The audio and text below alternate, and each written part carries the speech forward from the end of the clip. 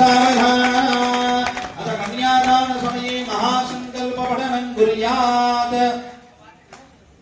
మనం ఎవరిని ఎలా కటాక్షిద్దామా అని చూసేటటువంటి ఉదారమైనటువంటి మనస్సు గలవాడు రామచంద్రుడు.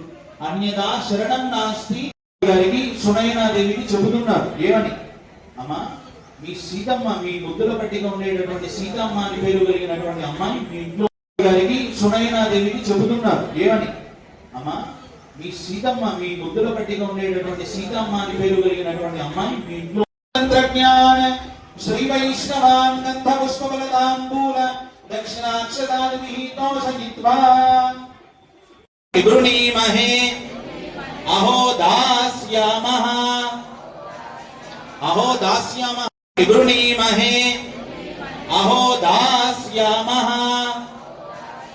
అహో దాస్యామః. గోబ్రాహ్మణేభ్యః శుభం భవతు. వాసిష్ఠ, మైత్రావరుణ, కౌండిన్య అనేటటువంటి ముగ్గురి ఋషి పరంపరలు గోవింద క్షీరోద మదనాయాసే ఫలరూపే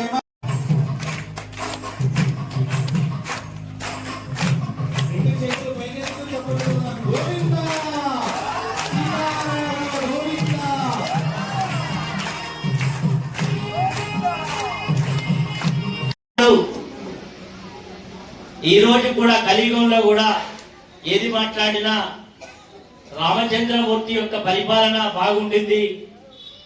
రామచంద్రుడి యొక్క పరిపాలనలో వర్షాలు, న్యాయం, ధర్మం ఎప్పుడు కూడా విరజిల్లినటువంటి మాట ఈనాటి కూడా చెప్పుకుంటాం. రామరాజ్యం కావాలంటాం, రామరాజ్య స్థాపన జరగాలంటాం. అంటే రాముడి యొక్క పరిపాలనలో ప్రజలందరూ కూడా సుఖశాంతులతోటి, భోగభాగ్యాలతోటి, ఎలాంటి కష్టాలు లేకుండా ఆ యుగంలో జరిగింది. కలియుగంలో కూడా అలాంటి పరిపాలన మనం కావాలని కోరుకుంటాం.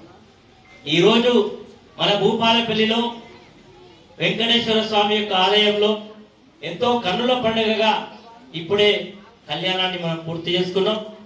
మనందరికి కూడా 3 సంవత్సరాలు, దాదాపు 2.5 సంవత్సరాల దాటి 3 సంవత్సరాలు నడుస్తున్నది ఆలయ నిర్మాణ కార్యక్రమాలు చేసుకొని.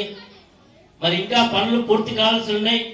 మొన్ననే ఈ ఆలయానికి సంబంధించినటువంటి శిల్పిని పిలిపించి తొందరగా ఈ యొక్క ఆలయం యొక్క పనులు పూర్తి కావాలని వారిని కోరడం జరిగింది.